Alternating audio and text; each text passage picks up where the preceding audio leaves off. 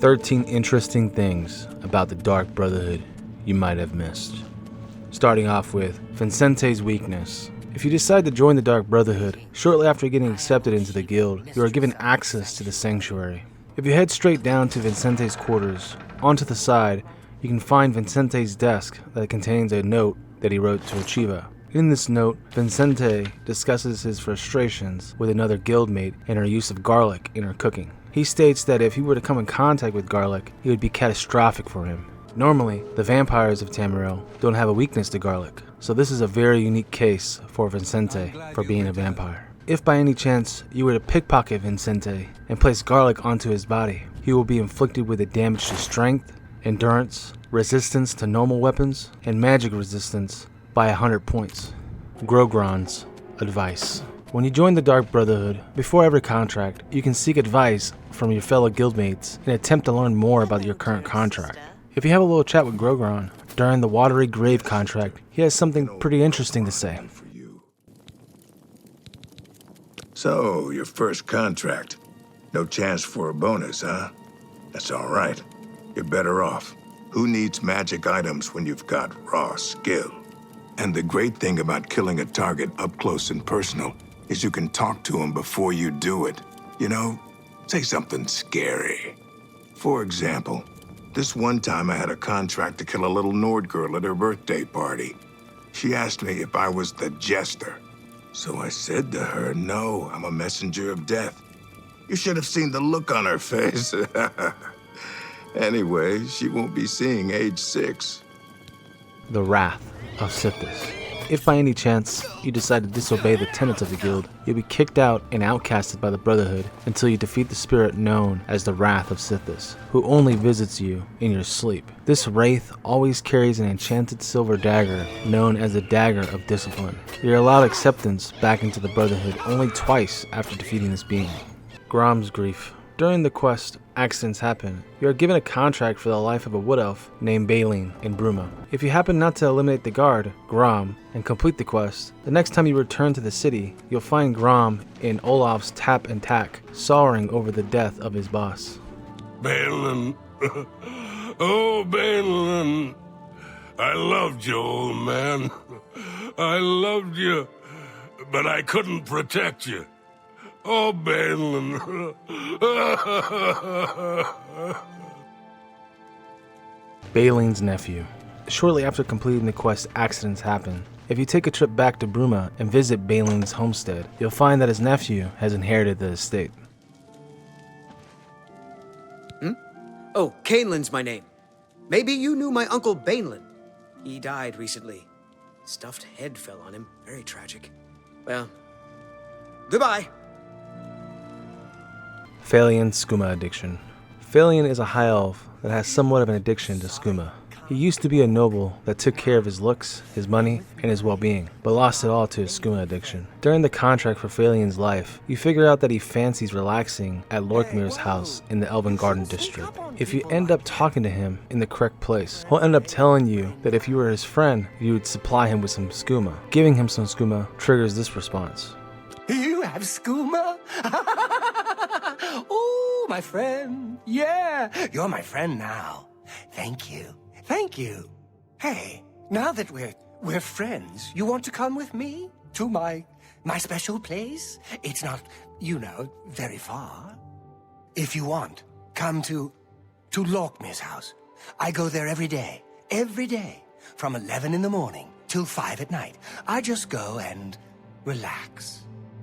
Lorkmir ain't around no more. I use his house. Here's a key for you. You come whenever you want. Okay, then. Oh, yeah. His house is in the, Elven Gardens district. So, yeah.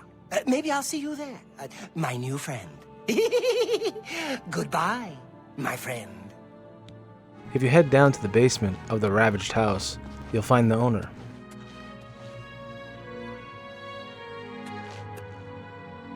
Adamus's bodyguard. During the quest, Permanent Retirement, after you've taken care of Adamus Philida and have completed the contract, if you decide to return to the city and sneak into the guard's barracks, you will find a fresh corpse laying next to a bed.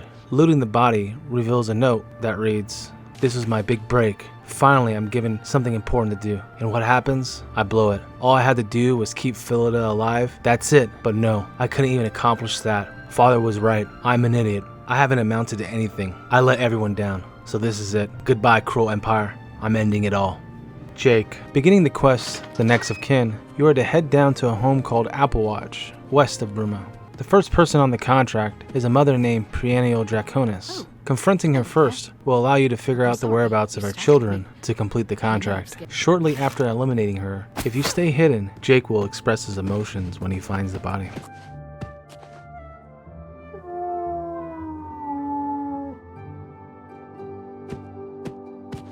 Jagasta. The next quest has you track down a Khajiit named Jagasta. He's heavily trained in the art of unarmed combat and is a worthy threat on the job. Breaking into his house in Bruma and working to the lower floor of the building reveals that the house appears to be empty. If you look around thoroughly enough, you will find that there appears to be a keg with some form of hidden department and is heavily locked. Breaking into the barrel shows you something quite bizarre. Alval Avani. The next person to be added to the death list is a dark elf by the name of Alval Avani. He's a traveling merchant who is an avid user of destruction magic and is quite powerful. However, he does have a rare allergy to honey. Once you have taken care of the dumber, you'll find a key to his house back in Leowin. If you so happen to travel there and find Alval's house, you can find something else that is quite out of the ordinary, hidden behind a painting upstairs in his room.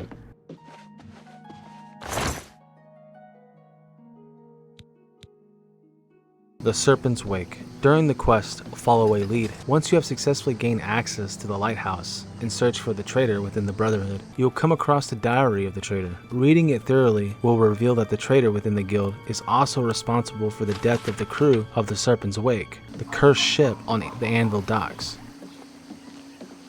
Mother's Head. Back in the lighthouse, in the traitor's room, if you happen to pick up the disfigured woman's head being venerated when you are confronted with the remaining black hand, if you drop the head in the middle of the room, only one member has a reaction. What? What is that? Is that a head? No, it can't be.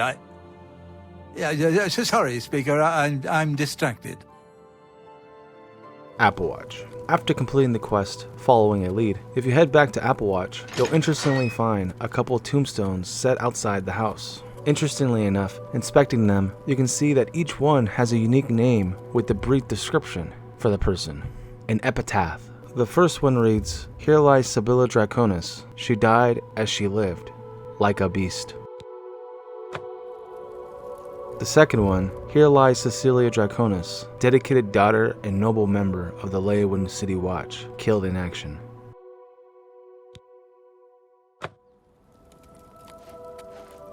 The third, "Here lies Matthias Draconis. His mother always told him he'll end up dead if he didn't clean up his life." The fourth one, "Here lies Andreas Draconis, dutiful son and master broodman. May he forever serve Azura in his afterlife." And the final one reads, "Here lies Perennial Draconis, kind and gentle matron of the Draconis family. May her spirit forever curse the murderer who stole her precious life."